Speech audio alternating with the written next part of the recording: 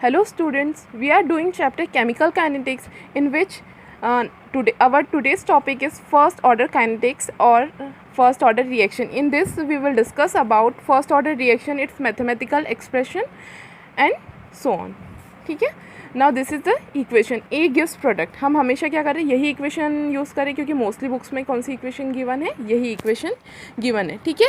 तो first order kinetics में क्या होता है, रेट जो रहता है वो कंसनट्रेशन रिएक्टेंट की कंसनट्रेशन पे क्या करता है, डिपेंड करता है. ठीक है. तो ये हमारी रिएक्शन है, इसकी रेट ऑफ रिएक्शन क्या होगा, के क्या है हमारा rate constant and A concentration of A to the power 1. अब 1 क्यों लिखा है, क्योंकि ये क्या कर रहा है, इसके ऊपर डिपेंड कर रहा है, कंसनट्रेशन पर डिपेंड कर रहा है. In this rate depends on concentration of A. First order kinetics या फर्स्ट ऑर्डर जो रिएक्शन होती है उसमें क्या करता है, रेट किसके ऊपर डिपेंड करता है, कंसनट्रेशन ऑफ ए. ये हमारा फर्स्ट ऑर्डर का क्या है, ग्राफ है, रेट और कंसनट्रेशन ऑफ रिएक्टेंट में. ये क्या हो रहा है, एक स्ट्रेट लाइन है. क्यों, क्योंकि रेट क्या हो रहा है, इंक्रीज हो रहा है. ठीक है. अब हम इसका इंटीग्रेटेड रेट लॉ पढ़ेंगे. ठीक है. तो ये हमारी इक्वेशन ए गिव्स प्रोडक्ट. तो इसके लिए रेट हमारा क्या होगा, के concentration of A to the power 1. ठीक है. अब यहाँ पे सेम यही चीज़ है, हम इसको रेट को क्या लिखते हैं, D A by D T भी लिखते हैं, और 1 क्या है हमारा स्टोइचियोमेट्रिक कोएफिशिएंट. ठीक है. तो रेट हम जिसे D A by D T भी लिखते हैं, तो हमने यहाँ पे ये प्लेस कर दिया जो किसके इक्वल है, के और concentration of A to the power 1. ठीक है. अब D A by A is equals to ये D A by A and K D T. ठीक है. और जब हम इसको इंटीग्रेट करेंगे तो इंटीग्रेट होने के बाद D A integrated form D A by D T and minus के डी टी. अब यहाँ इंटीग्रेट किया तो लिमिट्स लगानी पड़ेगी हमें. तो लिमिट्स हमारी क्या होगी, एट टाइम 0 जब रिएक्शन स्टार्ट नहीं हुई है. ठीक है. तो कंसनट्रेशन ए की क्या रहेगी, ए नॉट. ये क्या है हमारी initial concentration. At time T, जब टाइम टी है तो हमारी जो कंसनट्रेशन ए की वो क्या है, ए है. Means remaining concentration is A and initial concentration is A naught. तो हमारी लिमिट्स क्या हो गई है, at time 0 concentration of A is A naught and T at time T it's A. ठीक है. तो ये हमारी क्या हो गई, लिमिट्स हो गई.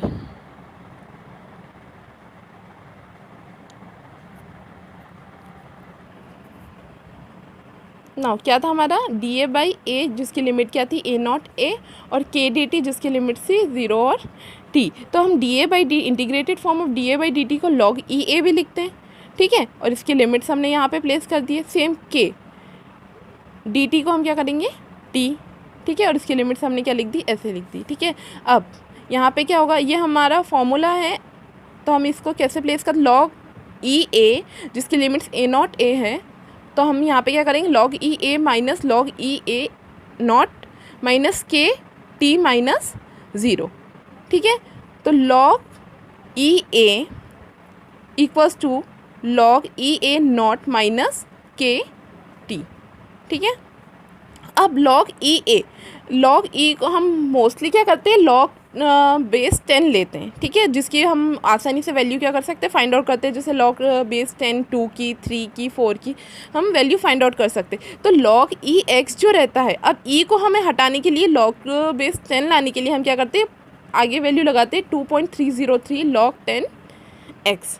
ठीक है. तो ये 2.303 वैल्यू लगाने से लॉग ई मतलब बेस ई जो है वो क्या हो जाएगा, रिप्लेस हो जाएगा किससे, 10 से. तो सेम हमने यहाँ पे ये किया, इसको लॉग ई बेस ई को रिप्लेस करने के लिए हमने क्या किया, 2.303 लगाया. ठीक है. और यहाँ पे भी सेम हमने वही किया. तो हमारी इक्वेशन क्या हो गई, 2.303 log 10 A equals to 2.303 log 10 A naught minus K T. अब क्या करेंगे, हम पूरी इक्वेशन को क्या करेंगे, 2.303 से डिवाइड करेंगे. तो क्या होगा, ये 2.303 और ये 2.303 क्या हो जाएगा, कैंसिल हो जाएगा. तो बच क्या रहा है, log 10 A equals to log 10 A naught minus K T divided by 2.303. तो ये क्या है, हमारा इंटीग्रेटेड रेट लॉ है. ओके. और इसके लिए स्लोप क्या बन रहा है हमारा, ये है. ठीक है. Log 10 A concentration of A and time T के बीच में हमारा ग्राफ ये है. ओके. अब रेट लॉ के और फर्स्ट ऑर्डर रिएक्शन के और भी फॉर्म्स हैं. ठीक है. जिसके बेसिस पे हमें क्या करना है, न्यूमेरिकल्स करना है. ये तो सिर्फ याद रखना है, बट न्यूमेरिकल्स जो करने हैं हमें इन फॉर्मूले के ऊपर बेस नहीं करने. हमें न्यूमेरिकल्स के लिए कौन सा करना है, अदर फॉर्म यूज़ करना है. ठीक है. So this is the other form of rate law of first order kinetics. तो ये हमें क्या करना है, न्यूमेरिकल सॉल्व करने के लिए यही चीज़ यूज़ करनी है। ठीक है, तो हमारी क्या आती है, log 10 A equals to log 10 A naught minus KT upon 2.303। ये हमारा क्या था, इंटीग्रेटेड रेट लॉ था। ठीक है, तो अब मैंने क्या किया, इस इक्वेशन को इस फॉर्म में मैं लिख सकती हूँ, log 10 A naught minus log 10 A equals to KT by 2.303। मैं इसको इस फॉर्म में लिख सकती हूँ। ठीक है, अब क्या होगा, log 10 A naught minus log 10 A, तो मैक्स का एक फॉर्मूला होता है कि जब ये माइनस में होता है तो क्या हो जाता है, log 10 A naught by A होता है। log m minus log n equals to log m upon n, ये एक मैक्स का फॉर्मूला है। तो वही चीज़ यहाँ पे क्या हो रही है, log 10 A naught upon A equals to KT upon 2.303। ठीक है, तो यहाँ पे क्या हो जाएगा, T equals to 2.303 upon K log 10 A naught upon A। ये हमारी क्या हो गई, इस फॉर्म से ये इक्वेशन बन गई। ठीक है, तो ये हमारा A नॉट क्या है, यहाँ पे इनिशियल कंसंट्रेशन है, और A क्या है, हमारी रिमेनिंग कंसंट्रेशन। तो ये वाला जो फॉर्मूला है हमें हर जगह क्या है, न्यूमेरिकल सॉल्व करने के लिए यूज़ करना है। ठीक है, अब अगर हमें इसका हाफ लाइफ फाइंड आउट करना है, हाफ लाइफ जब रिएक्शन के 50% कंप्लीट हो रही है। ठीक है, और उस वक्त कितना टाइम लगा है, तो time in which reaction complete 50%। ठीक है, तो हम T क्या लेते हैं, T हाफ, और A क्या लेते हैं, A naught by 2, means initial concentration को क्या कर देते हैं, हम हाफ कर देते हैं हाफ लाइफ फाइंड आउट करने के लिए। सो हमारी ये इक्वेशन थी, T equals to 2.303 K log 10 A naught upon A। तो T हमें क्या करना है, हाफ करना है। T इक्वल्स टू क्या था हमारा, T equals to T half था, और A क्या था, A equals to A naught by 2 था। ठीक है, तो हमने क्या करा, ये वैल्यू पुट कर दी यहाँ पे, T half equals to 2.303 upon K log 10 A naught upon A naught by 2। ठीक है, ये हमारी क्या थी, एट हाफ लाइफ पीरियड में हमारी क्या थी, ए रिमेनिंग कंसंट्रेशन या A की कंसंट्रेशन थी। ठीक है, जो क्या हो गई, हाफ हो गई। तो अब T half is equals to 2.303, ये कैंसिल हो गया दोनों। ठीक है, तो क्या बचा, log बेस 10 2।